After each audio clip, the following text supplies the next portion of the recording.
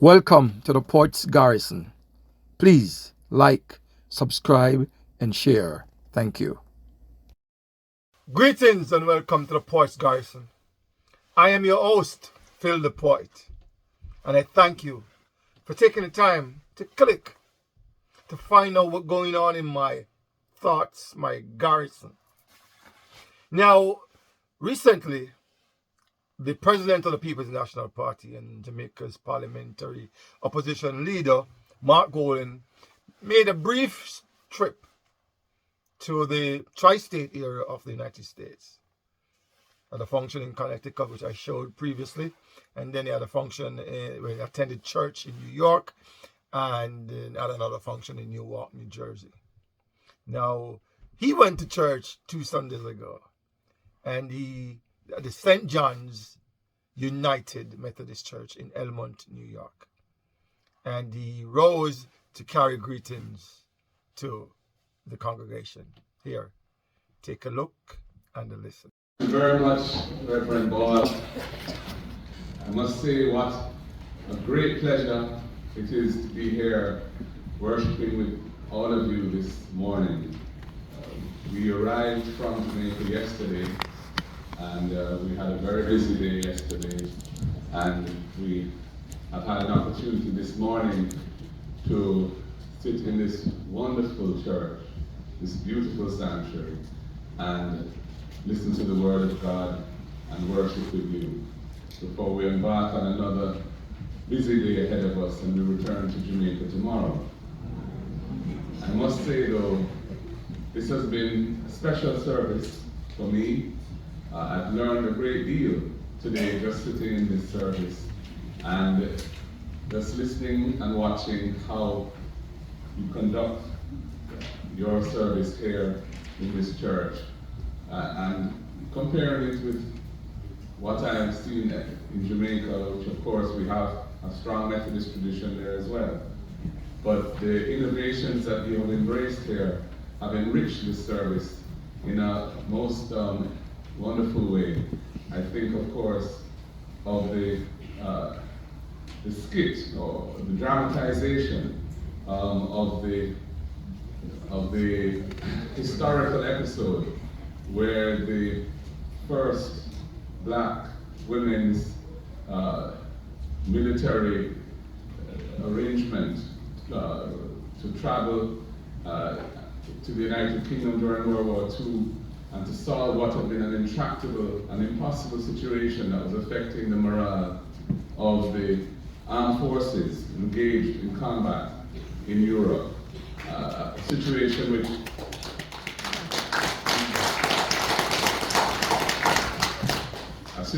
which had it not been solved, may have, who knows, led to a different outcome in that most critical conflict.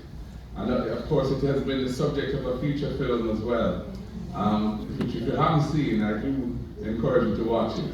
It's very moving and very powerful, as well as the skit here. And I commend Brother Myers and the wonderful actresses who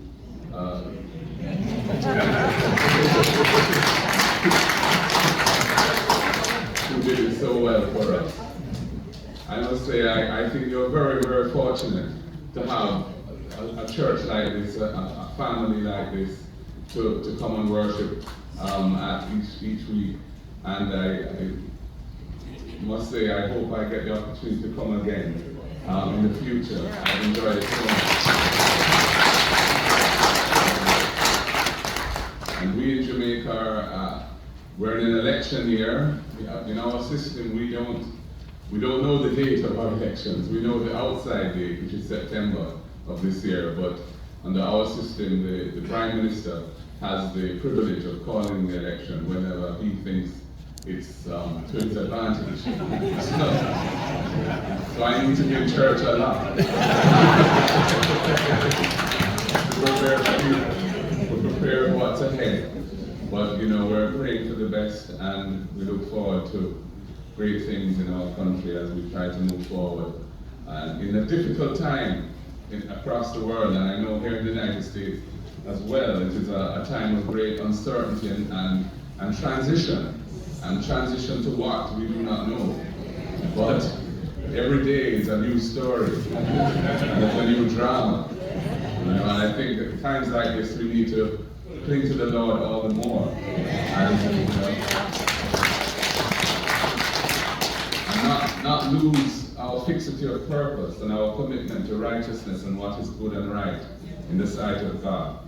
You know, because it's very easy to be discombobulated and put into a different frame of mind, or even a deep depression when you see things that you've long held and taken for granted as being the way things should be done are suddenly recast in a different light, and the whole world seems unmoored somehow and drifting into a direction which we do not know or understand.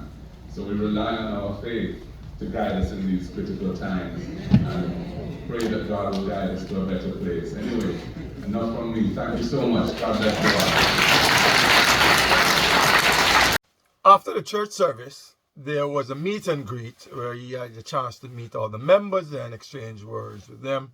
And then after, they had a sort of a brunch or a repast, and he gave a short presentation sharing his views, his vision for Jamaica.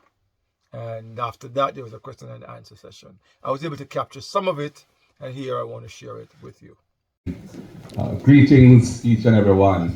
First of all, I hope you're feeling nice now, having gone through such a wonderful service here at St. John's and this lovely repast that has been put on for all of us. I want to thank Reverend David Ball and Mrs. Ball and all of the other persons who are involved in making this happen. For us, it is a wonderful opportunity to have come here. We're just in the US briefly, sat there, we leave Monday. So it's not even 48 hours or anything. But we've already got through quite a lot. We went to the Rock community wholesale and retail food outlet, which is a Jamaican-owned business. Yeah, and that was really interesting, and a business that is thriving on the principles of Garveyism, Marcus Mosiah Garvey, that has inspired it. So that was very good. And then we went to Hartford yesterday afterwards, and we met with the Jamaica Progressive League in Hartford, and I gave an address there, and then we had a very lively Q&A afterwards, which was good.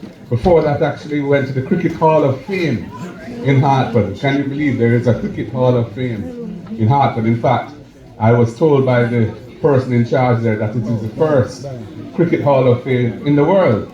Yeah, and they presented me with a lovely plaque. And then we visited the West Indies Social Club, let's get the right name. It is a lovely institution in Hartford, 75th anniversary this year.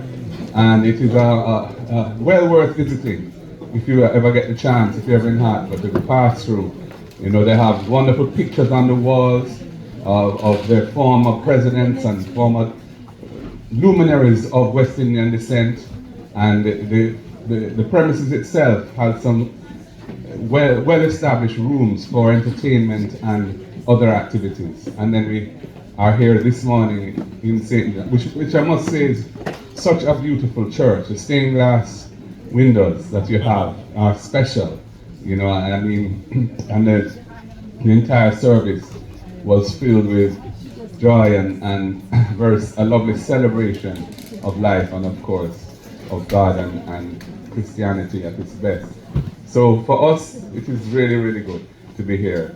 Jamaica, of course, many of you are from Jamaica, I believe. Yes, and we're going to big up all the Jamaicans who are here, big up all the Caribbean people who are here, all people of African descent who are here. Yeah, man. So this is election year in Jamaica. So, you know, we're always looking for support, financial support in particular at this time, because we're preparing for what will be a very challenging campaign. You know, we're up against a government that uses the resources of the state to promote themselves and their so-called achievements and what have you. And you know, they're very strong in the media because the government is the biggest buyer of time in the media, so the media are always going to be well disposed to giving them coverage And so we have to do whatever we can to the best of our ability. And we are organizing, we're on the ground, and we're trying to improve our messaging and basically ready ourselves for the campaign which we anticipate at any time between now and September, which is when the 5th anniversary of the last election will be. And the 5th anniversary is, of course, the date under our constitution by which an election is to be held. Jamaica is in an interesting place because we have gone through a little over a decade of, I would call it, public financial reform, where we have put measures in place, started under Portia Simpson Miller, continued under Andrew Holness, to get the public debt down from where it was, because Jamaica was a very highly indebted country. And through the efforts of successive governments, that has yielded good fruit, and we are now in a much better place when it comes to the level of debt in the country. But the rewards of that period of sacrifice are not yet being realized, and it is a big challenge for the country because we haven't seen the economy grow in any meaningful way for over the period, and we have also seen other social problems intensify and manifest themselves in the high levels of violent crime and so on. So the next government of Jamaica is going to have to find a way of transitioning the economy into a higher growth mode, which can generate wealth for the people and generate resources for the government to make the social investments that can produce what I call a virtuous circle of more competitive people, more productive people, more social cohesion, a society which functions in a peaceful and loving way, and we can move the country forward. We can make the necessary investments in key social amenities, our hospital system, our education system, so further the virtuous circle in a positive direction so that Jamaica can achieve its true greatness for which it is really destined. Jamaica is already great in so many ways. We punch above our weight internationally as a cultural force, as a force in the world of sports, track and field and other sports, and of course in the area of music, where our music has had such an influence on the popular music around the world. And we are also known for our cuisine and our dance and our theatre and even our language that people seem to love. And yes, so all of that is wonderful, but at the same time, we have all these challenges at home, with people, although they say unemployment is at historic low, the economy isn't growing because people are not making money. People are earning basically minimum wage in a society where the cost of living has been creeping up as it has across the world. So there's a lot of disaffection, there's a lot of hopelessness and a strong desire to find ways out. Of course, the most popular way out has been migration, but we're now in a different era since January of this year.